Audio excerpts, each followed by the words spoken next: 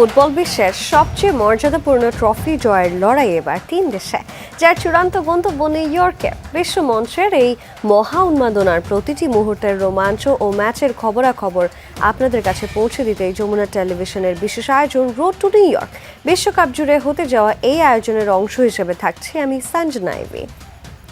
শুরুতেই জানিয়ে দিতে চাই ম্যাচের খবরাখবর। কিলিয়ান এমবাপ্পের পেনাল্টি শটে প্যারাগুয়েকে 1-0 গোলে হারিয়ে কোয়ার্টার ফাইনাল নিশ্চিত করল ফ্রান্স। চলতি আসরে লিওনেল মেসির সমান সপ্তম ও বিশ্বকাপে নিজের 19তম গোল পেলেন ফরাসি এই স্ট্রাইকার।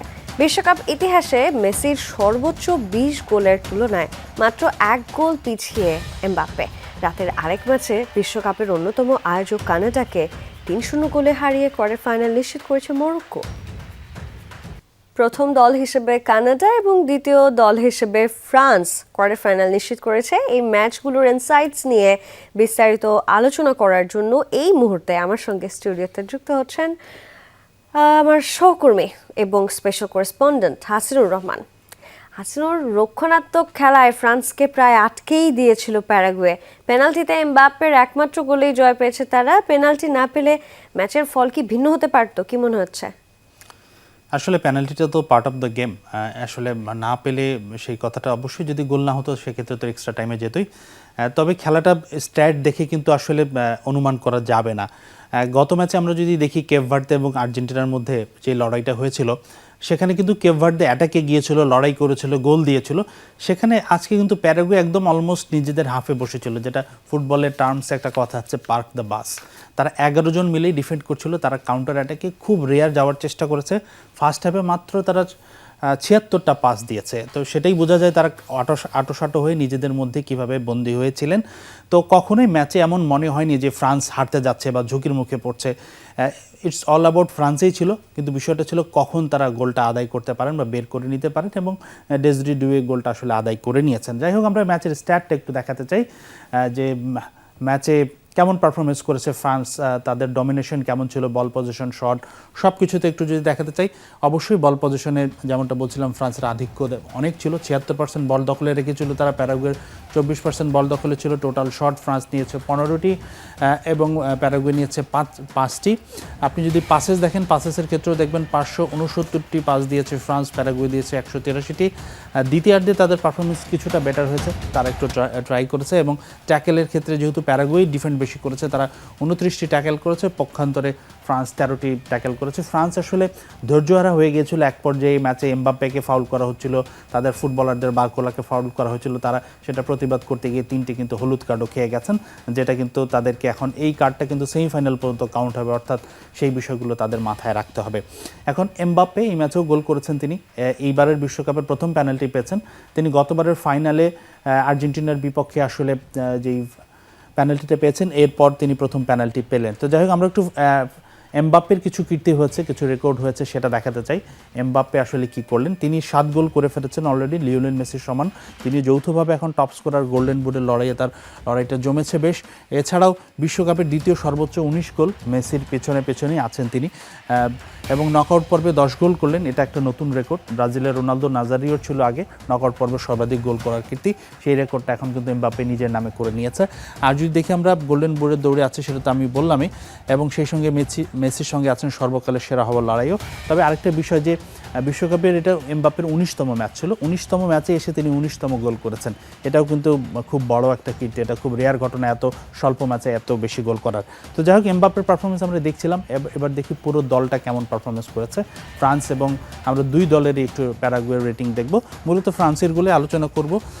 এখানে আপনারা দেখতেই পাচ্ছেন যে আসলে যে রেটিংগুলো গ্রিন থাকে সেগুলো 7-এর মধ্যে থাকে, যেগুলো ব্লু থাকে সেটা 8+ হয়, 8 এবং 9 পর্যন্ত হয়। আগে আমরা ফ্রান্সের দিকে আসি। ফ্রান্সের মধ্যে সবচেয়ে স্টার পারফর্মার কিলিয়ান এমবাপ্পে, তিনি যেহেতু গোল করেছেন এবং অ্যাটাকটা তিনি লিড করছিলেন, 7.5 রেটিং তার। তবে বাকি যেই 3 স্ট্রাইকার আছে, ওলিসে, বারকোলা এবং ডেম্বেলে, তারা আজকে প্রত্যাশিত পারফরমেন্স করতে পারেনি। যেহেতু তারা স্ট্রাইকার গোল না পেলে তাদের রেটিংটা কিন্তু ভালো হয় না। তারা অনেক চেষ্টা করেছিলেন কিন্তু আসলে আদায় করতে পারেননি, সে কারণে তাদের রেটিংটা 6-এর ঘরে। মিডফিল্ডে রেবিও এবং কোনেও 6-এর ঘরে। তবে তাদের ডিফেন্স লাইন কিন্তু দেখুন একদম 4 জনই গ্রিন এবং গোলকিপার সহ তারা ভালো ডিফেন্স করেছে। জুল কুন্ডে এবং ডিগনি তারা কিন্তু অ্যাটাকেও প্রোভাইড করেছে, তারা যেহেতু ফুল ব্যাক তারা প্রচুর গিয়েছেন, ক্রস দিয়েছেন, পাসেস দিয়েছেন। তো এটাই ছিল মোটামুটি পারফরমেন্স। এবং প্যারাগুয়ের স্টার পারফর্মার গিল আসলে তাদের গোলকিপার, তিনি যতগুলো সেভ করেছেন তিনি কিন্তু ম্যাচ সেরা হয়েছেন, যদিও হেরেছেন তার এই সেভগুলোর জন্যই কিন্তু তিনি ম্যাচ সেরা হয়েছেন। এবং এবারের বিশ্বকাপে কিন্তু এই গোলকিপারটা নজরে এসেছে সবার, এবং আমার মনে হয় যে সামনে যে ফুটবলীয় দলবদল থাকবে তখন কিন্তু তার এই পারফরমেন্সগুলো কাজে দেবে এবং তাকে নিশ্চয়ই বড় কোনো ক্লাব আসলে তাকে দলে পেতে চাইবে। তো এই ছিল আসলে ফ্রান্স ম্যাচের আমার কাছে অ্যানালাইসিস, এবং এমবাপ্পে সহ যে স্ট্যাটগুলো ছিল আমি জানানোর চেষ্টা করছি দর্শক। গোলকিপারের কথা বলছিলেন, গোলকিপাররা কিন্তু এবারের বিশ্বকাপে আসলেই দুর্দান্ত পারফরমেন্স করে সবার নজর কাড়ছেন, যার মধ্যে অন্যতম কিন্তু কেপ ভার্দের গোলকিপার ভার্জিনিয়াও ছিলেন। এবার যদি একটু রাতের ম্যাচের দিকে যেতে চাই, প্রথম স্বাগতিক দেশ হিসেবে বিশ্বকাপ থেকে ছিটকে গেছে কানাডা, যোগ্য দল হিসেবে নিশ্চয়ই কোয়ার্টার ফাইনালে পা রাখলো মরক্কো। সেটা তো অবশ্যই, এটা গতকালকে আমি আলোচনাতেই বলেছিলাম যে কানাডার বাদ যাওয়াটা সময়ের ব্যাপার মাত্র। তবে যেটা সবচেয়ে এক্সাইটিং ছিল গতকালকের ম্যাচের স্ট্যাট বা স্কোর লাইন দেখলে কিন্তু আপনি বুঝবেন না কানাডা কত ভালো পারফরমেন্স করেছে। প্রত্যাশার চেয়েও অনেক বেশি টাফ টাইম তারা মরক্কোকে দিয়েছে এবং প্রচুর আক্রমণে গিয়েছে, প্রচুর। আমরা একটু এই ম্যাচের স্টার্টটা দেখাতে চাই। তারা শুধু গোল পায়নি, কানাডা যদি শুরুতে একটা দুটো গোল পেয়ে যেত বা একটা গোলও যদি পেয়ে যেত তাহলে কিন্তু আরও লড়াইটা হয়ে যেত, মরক্কো তখন চাপে পড়ে যেত। ইভেন বল পজিশনের ক্ষেত্রেও আপনি যদি দেখেন, মরক্কো 55% বল পজিশনে ছিল এবং 45% বল পজিশন ছিল কানাডার। টোটাল শট মরক্কো নিয়েছে 5টি, যেখানে খেয়াল করুন বিষয়টি, সেখানে কানাডা 10টি শট নিয়েছে। পাসের ক্ষেত্রেও দুই দলের কাছাকাছি, মরক্কোর মিডফিল্ড বেশি শক্তিশালী, মিডফিল্ড দিয়েই তারা আক্রমণে যায়, তারা পাসিংয়ে ডমিনেট করবে এটাই এক্সপেক্টেড ছিল। 473টি পাস নিয়েছে, পক্ষান্তরে কানাডা পাস দিয়েছে 359টি। তারা মূলত কাউন্টার অ্যাটাকে খেলেছে, ট্যাকেলও তারা 18টি করেছে এবং মরক্কো করেছে 13টি। তো সব কিছু মিলে আমি যদি বলি যে আসলে মরক্কো যে টাইপের ফুটবল খেলে এসেছে, এই ম্যাচে তাদের কাছ থেকে আরও একটু বেটার পারফরমেন্স আশা করা ছিল। তবে তারা গোলটা করতে পেরেছে, যেটা ইম্পর্টেন্ট বিষয়। ফুটবলে গোলটাই প্রধান বিষয়, আপনি কেমন পারফরমেন্স করলেন সব কিছুই গৌণ হয়ে যায় যে আপনি যদি গোল করতে পারছেন কি পারছেন না সেই জায়গা থেকে। তবে কানাডা প্রথম স্বাগতিক হিসেবে বাদ পড়েছে ঠিকই, কিন্তু তাদের পারফরমেন্সটাকে অ্যাপ্লজ করার মতো, প্রশংসা করার মতো, তাদের এই রানটা বেশ ভালো ছিল। এবং আমার কাছে মনে হয় যে তারা রাউন্ড অফ 16-এ যে আসতে পেরেছে সেটাও তাদের জন্য বেশ ভালোই একটা অর্জন হবে এবং ভবিষ্যতের জন্য তাদেরকে আরও উদ্বুদ্ধ করবে ভালো পারফরমেন্স করতে। একদমই তাই। আমাদের সঙ্গেই থাকবেন, একটা রিপোর্ট দেখে আপনার কাছে আবারও ফিরতে চাই। শেষ 8 নিশ্চিতের মিশনে আজ 5 বারের বিশ্ব চ্যাম্পিয়ন ব্রাজিলের মুখোমুখি হবে নরওয়ে। জয় দিয়ে ভাইকিংদের বিপক্ষে অতীত ইতিহাস পাল্টাতে চায় সেলেসাওরা। ইনজুরির কারণে খেলা হবে না পাকেতার, তবে অ্যাভেইলেবল থাকছেন রাফিনিয়া। এই ম্যাচেও শুরুর একাদশে দেখা যাবে না নেইমারকে। বিপরীতে আর্লিং হাল্যান্ডে চড়ে জয়ের স্বপ্ন নরওয়ের। বাংলাদেশ সময় রাত 2টায় নিউ জার্সিতে মুখোমুখি হবে দুই দল।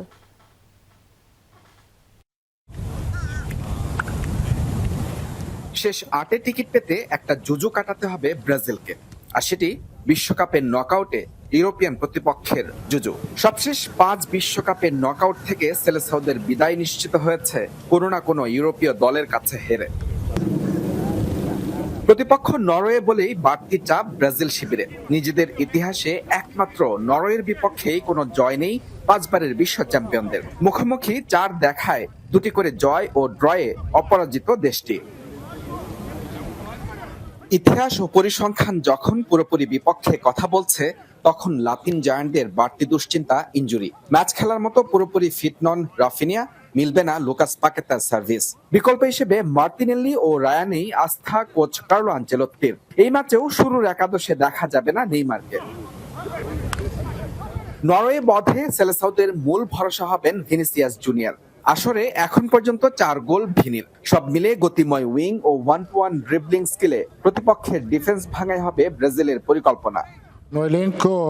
আমাদের গেম প্ল্যান বা কৌশল অনুযায়ী খেলোয়াড় বাছাই করতে হবে। আর হ্যাঁ, অবশ্যই আমাদের প্রতিপক্ষের শক্তির কথাটাও মাথায় রাখতে হবে, কারণ প্রতিপক্ষ কতটা শক্তিশালী তা সবসময় বিবেচনায় রাখতে হয়। তবে মূল লক্ষ্য থাকবে ম্যাচে আমরা ঠিক কী ধরনের আইডিয়া বা পরিকল্পনা বাস্তবায়ন করতে চাই তার উপর।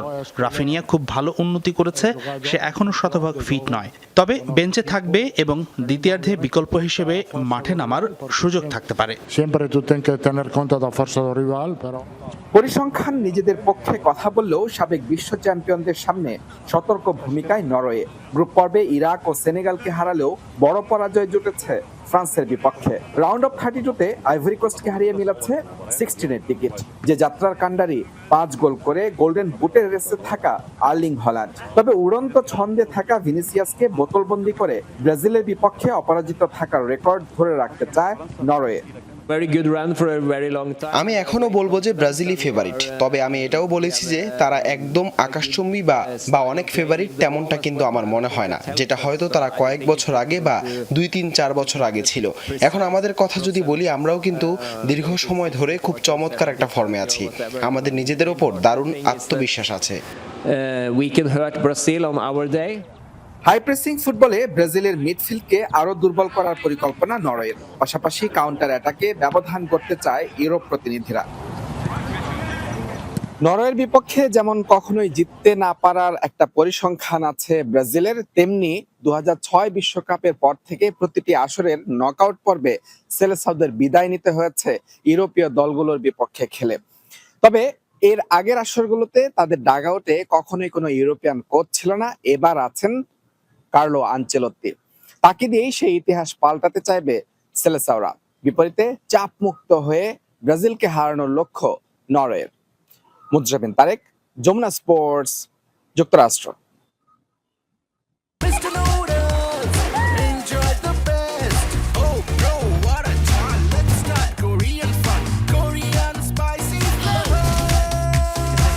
Korean super spicy flavor Mr. Noodles. Bro, what a chal. আমার সঙ্গে যুক্ত আছেন আমার সহকর্মী এবং স্পেশাল করেসপন্ডেন্ট হাসানুর রহমান। আজ কিন্তু রাউন্ড অফ 16-এর বিগ ম্যাচ। ব্রাজিলের প্রতিপক্ষ 5 গোল করে গোল্ডেন বুটের লড়াইয়ে থাকা আর্লিং হল্যান্ডের নরওয়ে। কেমন হতে যাচ্ছে এই ম্যাচটি, একাদশ কেমন হতে পারে, সেই সাথে আপনার প্রেডিকশনটা জানতে চাই। আসলে অবশ্যই আমি এই ম্যাচে ব্রাজিলকেই কিছুটা ফেভারিট রাখবো। তবে যেমনটা নরওয়ের কোচ বলছিলেন যে খুব বড় মার্জিনে ব্রাজিল ফেভারিট, সেটা বলারও সুযোগ নেই। যে কোনো ফলাফলই হতে পারে। নরওয়ে যদি জিতে যায় বা ব্রাজিলকে রুখে দিয়ে ম্যাচটা এক্সট্রা টাইম পেনাল্টি পর্যন্ত নিয়ে যায়, সেটা অবাক হওয়ার কিছু থাকবে না। তবে কার্লো আনচেলত্তি কিন্তু অভাগা, সেটা বলাই যাবে। তিনি আসলে একটা একাদশ কখনোই মানে একাধিক ম্যাচে নামাতে পারেননি। হয়তো সবশেষ 2টা ম্যাচে তিনি সেমি 11 খেলেছিলেন। ইনজুরি তার পিছনে আসলে লেগে আছে। তিনি ব্রাজিলের দায়িত্ব নেওয়ার পরে এস্তাভাওকে রেগুলার খেলাচ্ছিলেন, তিনিও ইনজুরিতে পড়লেন। এরপরে রদ্রিগোকে খেলাচ্ছিলেন, তিনিও ইনজুরিতে পড়লেন। নেইমারকে স্কোয়াডে নেওয়া হলো, তিনিও ইনজুরিতে পড়লেন। রাফিনিয়া ইনজুরিতে পড়লেন, এবার নতুন করে ইনজুরিতে লুকাস পাকেতা। তো তার জন্য আসলে কম্বিনেশন রেডি করাটা খুব কঠিন। তারপর আমি দেখাতে চাই যে আসলে ব্রাজিলের কম্বিনেশনটা কেমন হতে, কি ফরমেশন হতে পারে, কারা কারা থাকতে পারে। ব্রাজিল কিন্তু সবশেষ 3 ম্যাচে 4-3-3 ফরমেশনে খেলেছে। এটাই অ্যানচেলত্তির ফেভারিট ফরমেশন। তো অ্যানচেলত্তি এই ফরমেশনটাই কিন্তু রিয়াল মাদ্রিদেও খেলিয়ে থাকেন এবং এই ফরমেশনে ব্রাজিল খুব ভালো অ্যাডাপ্ট করেছিল। সেই জায়গায় আমরা যদি দেখেন, আমরা এখানে প্লেয়ারগুলো রেখেছি যারা খেলেছে। একটাই পরিবর্তন আছে, ভিনিসিয়াস জুনিয়রের নিচে আপনি দেখেন সেখানে রাখা আমি রেখেছি একাদশে, সেটা হচ্ছে তিনি ডেনিলো সান্তোস, বোটাফোগোর মিডফিল্ডার। এই ফরমেশনে যদি ব্রাজিল কন্টিনিউ করে, সেক্ষেত্রে পাকেতার যোগ্য উত্তরসূরি সেই হবে বা রিপ্লেসমেন্ট। কেননা সেও লেফট ফুটেড এবং লেফট মিডফিল্ডার লেফট ফুটেড হলে খুব সুবিধা হয়। তিনি ক্রস করতে পারেন এবং বক্সেও তিনি ঢোকার ভালো ক্ষমতা রাখেন এবং ভালো পাসিংয়ের জন্য তিনি কিন্তু বেশ সুপরিচিত এবং ইয়াং ট্যালেন্ট এবং স্ট্যামিনাও বেশ ভালো। আমার কাছে মনে হয় তিনি একটা মানে অ্যাজ লাইক রিপ্লেসমেন্ট হতে পারেন। তো সেই জায়গা থেকে ব্রাজিল যদি 4-3-3 ফরমেশনে স্টিক করে, সেক্ষেত্রে ডেনিলো সান্তোসই হবে আসলে পাকেতার রিপ্লেসমেন্ট। তবে ব্রাজিলিয়ান গণমাধ্যম কিন্তু বলছে গ্যাব্রিয়েল মার্টিনেলিও হতে পারে। সেক্ষেত্রে কিন্তু ব্রাজিলকে ফরমেশন চেঞ্জ করতে হবে এবং অ্যানচেলত্তি কিন্তু বলেছে যে আমরা কোন ফরমেশনে যাব সেটা এখনও ঠিক করিনি। এখন আমরা 4-3-3 যদি বাদ দিই, ব্রাজিল আরেকটা ফরমেশনে রিসেন্টলি খেলেছে। ইভেন জাপানের বিপক্ষে সেকেন্ড হাফে যখন তারা অল আউট অ্যাটাকে গিয়েছে, তখনও তারা এই ফরমেশনটা অ্যাডাপ্ট করেছিল। সেটা হচ্ছে 4-2-4, অর্থাৎ হোল্ডিং মিডফিল্ডার 2 জন থাকবেন এবং 4 জন ফরওয়ার্ডে থাকবেন। এখন সেই ক্ষেত্রে এই ফরমেশনটা হলে গ্যাব্রিয়েল মার্টিনেলির একটা স্পেস হয়। যেহেতু মার্টিনেলি লেফট উইঙ্গার, তিনি ফ্রন্ট লাইনে খেলা থাকেন, তিনি কিন্তু মিডফিল্ড রোলে তার জন্য খেলাটা ডিফিকাল্ট। কিন্তু মিডফিল্ডারদের বল রিকভার করতে হবে, ডিস্ট্রিবিউশনের কাজটা হয়তো করতে পারবেন, কিন্তু মিডফিল্ড ব্যাটেলে তিনি পরাজিত হয়ে যাবেন, কেননা তার এগেনস্টে থাকবে মার্টিন ওডেগার্ড। তো সেই জায়গায় ব্রাজিল যদি এটা অ্যাডাপ্ট করে, আমার কাছে আরেকটা ফরমেশন আছে, আমি একটু দেখাতে চাই। আমার মনে হয় মার্টিনেলিকে যদি একাদশে রাখাই হয়, সেক্ষেত্রে তারা 4-2-4-এ না গিয়ে আমার মনে হয় তারা 4-2-3-1 এই ফরমেশনটা অ্যাডাপ্ট করতে পারে।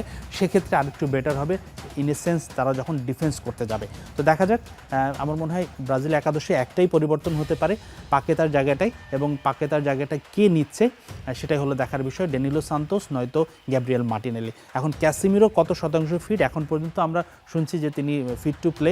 যদি ইনকেস ক্যাসিমিরো খেলতে না পারে সেক্ষেত্রে তার জায়গায় ফ্যাবিনিও থাকবেন, সেটা মোটামুটি নিশ্চিত করেই বলা যায়।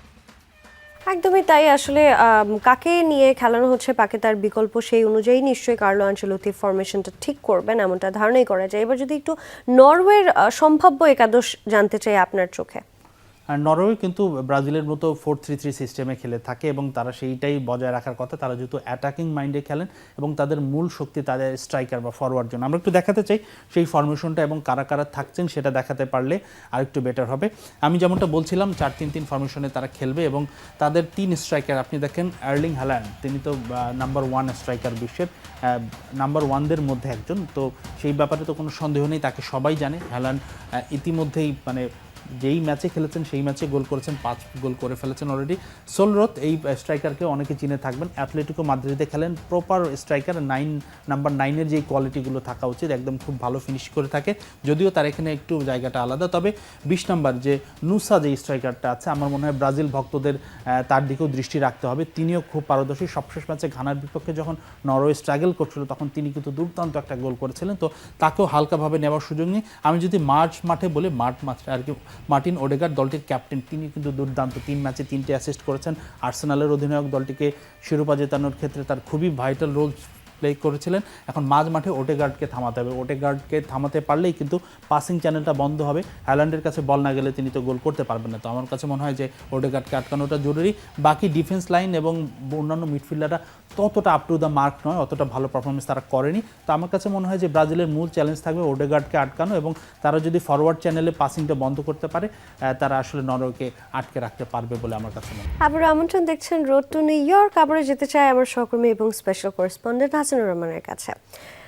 নিঃসন্দেহে ব্রাজিল এবং নরওয়ের এই ম্যাচটাতে ভিনিসিয়াস, হালান্ডদের দিকে সবার চোখ থাকবে, কিন্তু এছাড়াও তো এই ম্যাচে আরও অনেক প্লেয়ারই থাকবেন যারা আলো ছড়াতে পারে। আপনার কাছে কি মনে হয়? অবশ্যই আমরা যদি কি পারফর্মারের কথা বলি, আসলে ভিনি এবং হালান্ডের কথা তো বলতেই হবে। দুই দলে আসলে দুইজনেই গোল করার দায়িত্বে থাকবেন, তারাই লিডিং ফ্রম দ্য ফ্রন্ট হবেন। আচ্ছা ঠিক আছে, আমরা একটু দর্শকদের দেখাতে চাই, একটু গ্রাফিক্যাল প্রেজেন্টেশন দিয়ে দেখাতে চাই তারা কেন এত ইম্পর্টেন্ট, তাদেরকে কেন আমরা রাখছি। শুরুতেই যদি আমরা ভিনিসিয়াস জুনিয়রের কার্ডটা একটু দেখাতে চাই, ভিনি কিন্তু এই বিশ্বকাপে ব্রাজিলের ত্রাতা, সেটা বললে মোটেও ভুল হবে না। তিনি খুব ভালো পারফরমেন্স করেছেন। তার পরিসংখ্যানটা একটু যদি দেখি, তিনি 4 ম্যাচে 4টি গোল করেছেন, সবশেষ ম্যাচে গোল পাননি, কিন্তু ভালো পারফরমেন্স করেছিলেন। খুব আনলাকি ছিলেন, জাপানের বিপক্ষে অ্যাসিস্ট করেছেন একটি। ওভারঅল তার রেটিং যদি দেখি 8.20। তো আসলে এটা কিন্তু গত 4টা ম্যাচ খেলেছেন, 4টা ম্যাচে তার এভারেজ রেটিং, এবং তার মেইন যে সক্ষমতা, তার গতি এবং প্রেসিং নর্মালি আমরা ভিনিকে করতে দেখি না, অতীতে দেখিনি, কিন্তু এবারের বিশ্বকাপে তিনি কিন্তু করছেন। কেননা মডার্ন ফুটবলে প্রেসিংটা শুরু হয় বা ডিফেন্স শুরু হয় কিন্তু স্ট্রাইকারের কাছ থেকে, তো সেই জায়গাটাতেও তিনি ভালোভাবে অ্যাডাপ্ট করেছেন এবং সে কারণেই কিন্তু ব্রাজিলের কি প্লেয়ার তিনি। আরেকজনেরকে দেখাবো আমি, গ্যাব্রিয়েল মাগালাইশ, তার পারফরমেন্সটা একটু দেখাবো। তাকে গুরুত্বপূর্ণ রাখছে এই কারণেই, তার সঙ্গে মার্কিনিওজ আছেন, ব্রাজিলের 2 সেন্টার ডিফেন্ডার। মার্কিনিওজও কিন্তু ভালো পারফরমেন্স করেছেন, কিন্তু আমি তারপরও তাকে এগিয়ে রাখছি। কেননা তিনি কিন্তু ভালো যে শুধু ডিফেন্স করছেন সেটাও না, তার পাসিংও খুব ভালো। তিনি অনবদ্য অ্যাটাকিংয়ে বল সাপ্লাই করে থাকেন, এবং জাপানের সঙ্গে যে ক্যাসিমিরোর হেডারের গোলটা ছিল সেটার ক্রসও কিন্তু তিনি দিয়েছিলেন। তো তার ক্রসিং, পাসিং এই দুটোও খুব ইম্পর্টেন্ট ডিফেন্ডিংয়ের সঙ্গে সঙ্গে। যেমনটা আমি বলেছিলাম, তিনি একটি অ্যাসিস্ট করেছেন। ওভারঅল 4 ম্যাচে তার রেটিং হচ্ছে 7.63। এবং আরেকটি বিষয় সবচেয়ে গুরুত্বপূর্ণ, তিনি ইংলিশ প্রিমিয়ার লিগে আর্সেনালে খেলেন, এবং আর্লিং হ্যালান্ড নরওয়ের যে মেইন থ্রেট ব্রাজিলের জন্য, তিনি কিন্তু ম্যান সিটিতে খেলেন। তো তারা দুইজনেই প্রায়শই একে অপরের বিপক্ষে লড়াই করে থাকেন, এবং ইংলিশ প্রিমিয়ার লিগে তাদের রাইভালরিটা কিন্তু আমরা দেখে থাকি। তো তিনি ভালো করেই জানেন আসলে হ্যালান্ডের মুভমেন্টটা কেমন হয়ে থাকে। তো ব্রাজিলের জন্য তিনি খুব ভাইটাল রোল প্লে করবেন হ্যালান্ডকে থামানোর জন্য। তো সেই কারণেই আমি রেখেছি যে ভিনির পরেই ব্রাজিলের সবচেয়ে কি পারফর্মার হতে পারে গ্যাব্রিয়েল মাগালাইশ। এবার আসা যাক নরওয়ের দিকে। আমরা যদি নরওয়ের হ্যালান্ডের কথা তো বলছিলামই, তো হ্যালান্ডকে তো আপনি বাদ দিতে পারবেনই না। দুর্দান্ত একজন স্ট্রাইকার, তবে বক্স টু বক্সেই তিনি থাকেন, তিনি অতটা ডিফেন্ড করেন না, বিগ গাই, এবং তাকেই ফিট করা হবে সবগুলো বল। তো 3 ম্যাচে তিনি অলরেডি 3টা গোল করে ফেলেছেন, 3 ম্যাচেই তিনি গোল করেছেন, গোলের সংখ্যাটা তার আরেকটু বেশি। তার ওভারঅল রেটিং 7.97। জাতীয় দলের মোট ম্যাচ তিনি খেলেছেন 53টি এবং গোল করেছেন 60টি। আপনি এটা খেয়াল করুন, 53 ম্যাচে 60 গোল জাতীয় দলে, এটা কিন্তু দুর্দান্ত রেকর্ড। নর্মালি আমরা অনেক কম দেখে থাকি, হয়তো 50-60 ম্যাচে 20 গোল 30 গোল এরকম রেকর্ডটা হয়ে থাকে, সেই জায়গায় তার গোলের ট্যালিটা দেখুন। তো তাকে আটকাতে হবে, এবং আরেকটা বিষয়, তিনি যেহেতু হাইটে অনেক লম্বা, তার ফিনিশিং তো আছেই, তার হেডারটা, এরিয়াল অ্যাটাকটা ব্রাজিলকে ডিফেন্ড করতে হবে। এবং আমার কাছে মনে হয়, যেটা আমি একটু আগেও বলেছিলাম, যে তিনি যেহেতু আক্রমণের মেইন নেতা, তবে একজন ইঞ্জিন আছে। আমরা যদি নরওয়ের দলটাকে একটা ইঞ্জিন করে ধরি, সেটার প্রাণ শক্তি হবেন মার্টিন ওডেগার্ড। তো মার্টিন ওডেগার্ডের আমরা একটু কার্ড দেখাতে চাই। তিনি নরওয়ের ক্যাপ্টেন, তিনি মাঝমাঠ থেকে বল সাপ্লাইয়ের মেইন কাজ থাকে। যেই তিন স্ট্রাইকার আছে, তার পাসিং রেঞ্জ অনবদ্য, লং পাস, শর্ট পাস, এবং তিনি খুব দ্রুত বক্সে ঢুকে যেতে পারেন। রিয়াল মাদ্রিদে খেলেছেন এক সময়, এখন আর্সেনালের হয়ে খেলেন। আর্সেনালের অধিনায়ক, তিনি 3 ম্যাচে 3টি অ্যাসিস্ট করেছেন, যেটা বলছিলাম তার কাজ হচ্ছে বল যোগান দেওয়া। তিনি 3 ম্যাচে 3টি বলের গোলের যোগান দিয়েছেন। তার ওভারঅল রেটিং 7.20। জাতীয় দলের হয়ে 71টি ম্যাচ খেলেছেন, গোল করেছেন 5টি, অ্যাসিস্ট করেছেন 10টি। তবে অতীতের পারফরমেন্স তার ততটা অ্যামেজিং না হলেও সাম্প্রতিক বছরগুলোতে তিনি পারফরমেন্সে খুব ভালো উন্নতি করেছেন। তো আমার কাছে মনে হয় এই দুজনই কি পারফর্মার হবে। তবে আমার কাছে সবচেয়ে মনে হয় ওডেগার্ডকে যদি আটকাতে পারে ব্রাজিল, তাহলে আসলে আমার মনে হয় নরওয়েকে আটকানো সম্ভব। ওডেগার্ড, হালান্ড, এই দুইজন প্লেয়ারই আসলে একটু থ্রেট হতে যাচ্ছে ব্রাজিলের জন্য। একটু যদি জানতে চাই যে এখন পর্যন্ত দুই ল্যাটিন পরাশক্তি আর্জেন্টিনা অথবা ব্রাজিল কেউই কিন্তু জিততে পারেনি নরওয়ের বিপক্ষে। এটা ব্রাজিলের জন্য কিছুটা দুশ্চিন্তার কিনা? আসলে পরিসংখ্যান অবশ্যই অনেক সময় কনফিডেন্স যোগায়, কিন্তু আসলে পরিসংখ্যান খুব বেশি যে ম্যাটার করে তাও নয়। কেপ ভার্দে এই বিশ্বকাপে তো প্রথম খেলতে এসেছে, তাদের তো সেই হিসেবে কোনো পরিসংখ্যানও ছিল না। তারা যেভাবে ফাইট করেছে, ভালো রেজাল্ট করেছে, সেটাই বিষয়। তারপরে একটু আমরা দেখাতে চাই রেটিংটা, তার মুখোমুখি পরিসংখ্যানের ইতিহাসটা। ব্রাজিল এবং নরওয়ে 4 বারের আগে মুখোমুখি হয়েছে, দুই দলের বিপক্ষে। ব্রাজিল একটি ম্যাচও জেতেনি, যেটা নিয়েই আসলে আলোচনা হচ্ছে যে নরওয়েকে কখনো ব্রাজিল হারাতে পারেনি। কিন্তু সেটা অনেক আগের বিষয়। দুটি ম্যাচ জিতেছে আসলে 4টার মধ্যে নরওয়ে, এবং ড্র হয়েছে 2টি ম্যাচ। আমরা যদি সবশেষ ম্যাচটা হিসেব করি, সবশেষ ম্যাচটা 2006 সালে হয়েছিল, 1-1 ড্র হয়েছিল, খুব লম্বা সময় আগের কথা। এরপর 2006 সালের পর এই দুই দল আর প্রীতি ম্যাচও খেলেনি। 2098 বিশ্বকাপে তারা আসলে এর আগে মুখোমুখি হয়েছিল, একমাত্র যেটা অফিসিয়াল ম্যাচ ছিল গ্রুপ পর্বের, সেই ম্যাচটা 2-1 নরওয়ে জিতেছিল। যদিও সেই ম্যাচের গোল এবং রেফারিং নিয়ে অনেক কন্ট্রোভার্সি আছে, জাস্ট ডিফারেন্ট ইস্যু, কিন্তু ব্রাজিল আসলে কখনোই হারাতে পারেনি। তবে এই ম্যাচে রেফারি কে হবে সেটাও যদি একটু দেখাতে চাই আপনাদেরকে। রেফারি তো খুব ভাইটাল একটা রোল প্লে করেন। তিনি আমেরিকান কিন্তু মরক্কন বংশোদ্ভূত একটা রেফারি। এই বিশ্বকাপে তিনি এর আগেও 2টি ম্যাচ কভার করেছেন, স্পেনের একটি ম্যাচ কভার করেছেন, তো হাই ভোল্টেজ ম্যাচে কভার করেছেন। এবং তিনি ছোটোখাটো ট্যাকেলগুলোকে ফাউল দেন না, তিনি প্লে অন করে দেন। তিনি 2022 বিশ্বকাপে ব্রাজিল ক্যামেরুন ম্যাচটি পরিচালনা করেছিলেন। এবং এই রেফারির যেটা বৈশিষ্ট্য হচ্ছে, তিনি আসলে কার্ড দেখে ম্যাচের নিয়ন্ত্রণ নেওয়ার চেষ্টা করেন। তো এটাই ছিল আমার কাছে। একদমই তাই। হাসানুর, একটু ছোট্ট করে যদি জানতে চাই যে রাউন্ড অফ 16 এর ম্যাচে আজ রাতে এবং কাল সকালে কার ম্যাচ রয়েছে, আপনার প্রেডিকশনটা জানতে চাই। একটু দেখাতে চাই আমরা, ব্রাজিলের ম্যাচটাই তো মেইন ফোকাস থাকবে বাংলাদেশের, তবে ইংল্যান্ডের ম্যাচ আছে, সেটাও কিন্তু ভুললে চলবে না। আর যদি আমরা সময়টা দেখাই একটু দর্শকদের, ব্রাজিলের ম্যাচ নিয়ে তো আমরা পূর্ণাঙ্গ আলোচনা করছি রাত 2টায়, ইংল্যান্ড এবং মেক্সিকো ভোর 6টায়। এই ম্যাচে অবশ্যই ইংল্যান্ড ফেভারিট, তবে আমি প্রেডিকশন করছি মেক্সিকো খুবই টাফ ফাইট দিবে, এবং তারা যদি ম্যাচটা জিতেও যায় আমি অন্তত অবাক হব না। তবে ইংল্যান্ড অবশ্যই ফেভারিট, এবং এই ম্যাচে যারা জিতবে, এবং ব্রাজিল এবং আরেক ম্যাচে মানে নরওয়ে ম্যাচে যারা জিতবে, তারা দুজনই কিন্তু মুখোমুখি হবে পরের রাউন্ডে। তো এটাই ছিল আমার কাছে প্রেডিকশন। অনেক ধন্যবাদ আমাদের সঙ্গে যুক্ত হওয়ার জন্য। আর এই ছিল রোড টু নিউ ইয়র্কে এতক্ষণ সঙ্গে থাকার জন্য আপনাদের সবাইকে ধন্যবাদ।